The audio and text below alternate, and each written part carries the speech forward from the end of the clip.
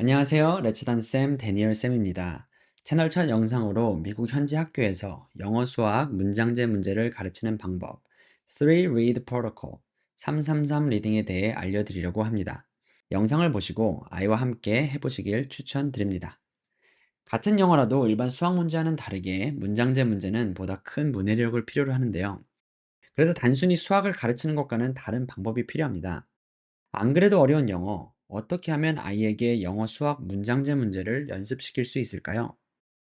일반적으로 미국 학교에서 요구하는 영어 문장제 문제를 풀려면 총 4단계가 필요합니다.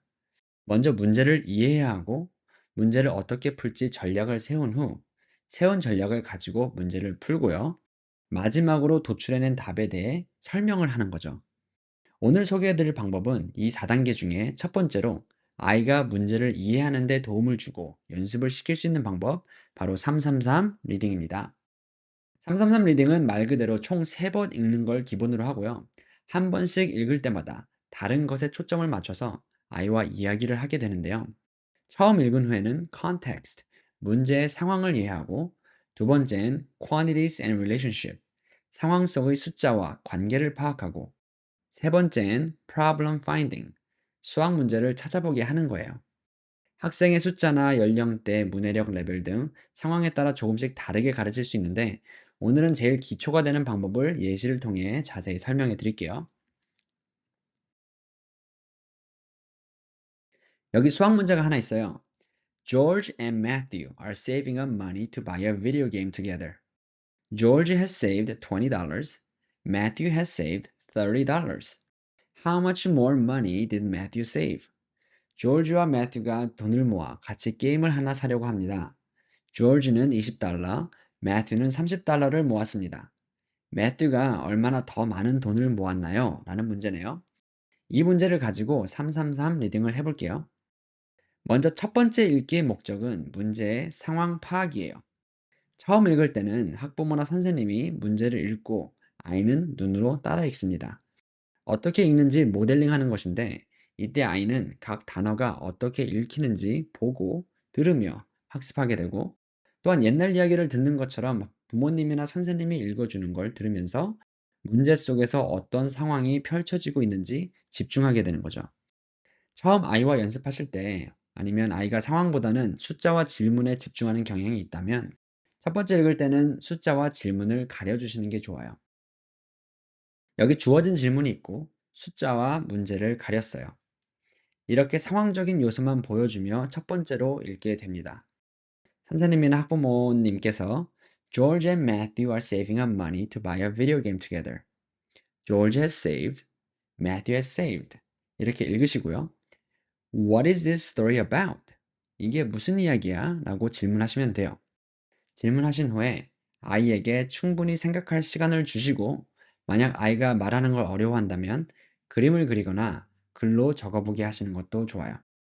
아이가 이야기를 다시 설명할 수 있게 해주세요. 그럼 여러 답이 나올 수 있겠죠? 예를 들어, It's about George and Matthew. 조지와 매튜에 대한 이야기예요. 라고 할 수도 있고요. It's about buying a video game. 게임을 사는 이야기예요. 라거나 It's about saving money. 돈을 모으는 이야기예요. 라고 할 수도 있어요. 아이가 자유롭게 어떤 이야기인지 말하게 해주시고 두 번째 읽기로 넘어가시면 돼요. 그 다음 두 번째 읽기의 목적은 문제 속 숫자와 관계 파악인데요. 두 번째 읽을 때는 아이와 같이 읽으시는 거예요. 첫 번째로 읽을 때 아이에게 어떻게 읽는지 모델링 해주었다면, 두 번째는 아이가 부모님이나 선생님과 같이 연습할 수 있게 해주는 거죠. 다시 예시로 돌아와서 두 번째 읽을 때는 처음에 가렸던 숫자를 보여주시고요. 그리고 읽으시면 돼요. 아이와 함께 하나, 둘, 셋. George and Matthew are saving up money to buy a video game together. George has saved $20. Matthew has saved $30. 이렇게 두 번째 읽고 What are the numbers in the story? 이야기 속 숫자가 뭐야? 라고 물어보세요. 만약 아이가 20이요, 30이요 이렇게 숫자만 말한다면 What does that number mean? 그 숫자의 의미가 정확히 뭐야? 라고 물어보셔서 아이가 숫자의 특정 단위나 숫자가 의미하는 바가 무엇인지 말하게 해주셔야 해요. 이 문제에서는 돈이니까 20이 아니라 20달러, 20달러 이렇게 되겠죠? 아니면 더 나아가서 Matthew saved $30. 매튜는 30달러를 모았어요. They are saving money in dollars. 달러로 저금했어요. 같은 말이 나오겠죠. 그럼 여기서 마지막으로 How are they related? 숫자들 사이에 어떤 관계가 있어? 라는 질문까지 해주셔서 Matthew saved more money. 매튜가 더 많이 모았어요, 나. They saved $50. 같이 $50 모았어요. 처럼 숫자가 어떻게 연관되어져 있는지를 아이가 생각하고 얘기할 수 있게 해주세요. 마지막으로 세 번째 읽기의 목적은 수학 문제를 찾는 건데요. 처음 읽을 때 아이에게 어떻게 읽는지 모델링 해주었고, 두 번째 읽을 때 같이 연습했다면, 세 번째로 읽을 때는 아이 혼자 읽을 수 있도록 연습시켜 주시는 거예요. 다시 예시로 돌아와서 세 번째 읽을 때에도 문제는 가려주시고, 아이 혼자 George and Matthew are saving up money to buy a video game together. George has saved $20. Matthew has saved $30. 이렇게 아이 혼자 세 번째를 읽고 나면 What math questions can he ask about the story? 이야기에 대해 어떤 수학 문제를 만들 수 있을까? 라고 물어봐 주세요. 벌써 만들어져 있는 문제를 제시하고 아이가 풀게 하기보다 아이가 창의력을 발휘하여 문제를 생각해 보게 하는 거예요. 이러한 연습은 아이가 스스로 깊이 생각해 보게 하고 아이의 창의력, 사고력 등을 발달시키는 효과가 있어요. 또한 아이가 직접 만들어낸 문제를 풀게 되면 아이에게 자율성을 허락해 주어서 흥미도와 참여도를 더 높일 수 있죠. 다만 여기서도 부모나 선생님의 역할이 중요한데요.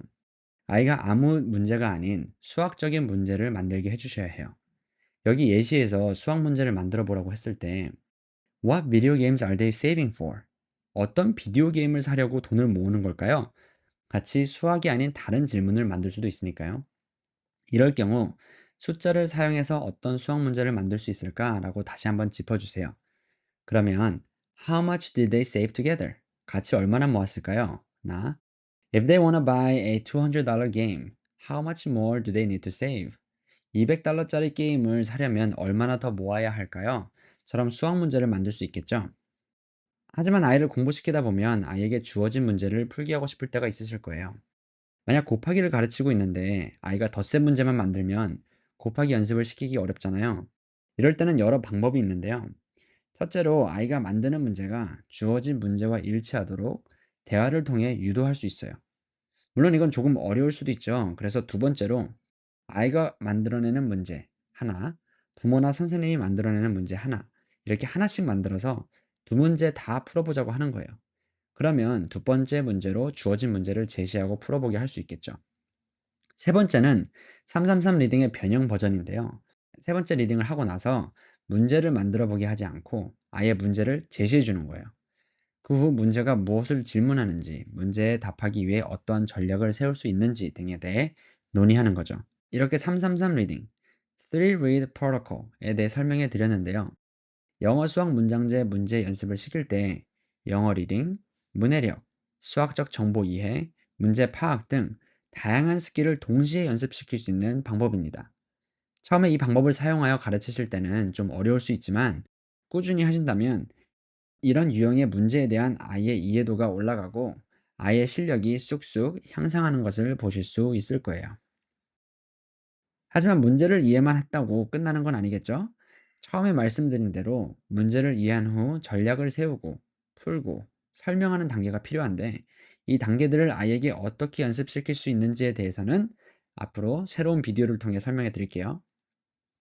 만약 이러한 콘텐츠를 더 보고 싶으시면 구독과 좋아요 부탁드리고요. 333 리딩을 해보시면서 궁금한 점 있으면 아래에 꼭 댓글 남겨주세요.